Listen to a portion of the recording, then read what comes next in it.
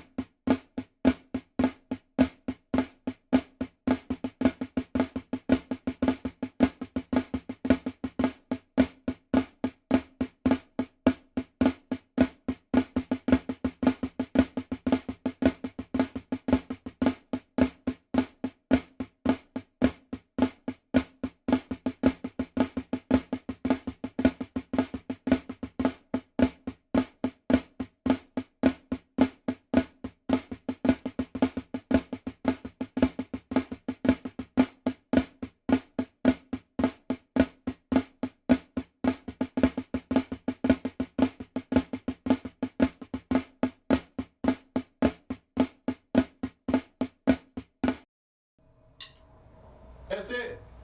Flam triplets, flam taps. Repeat them over and over and over. I hope you liked it. Let me know what you think about it.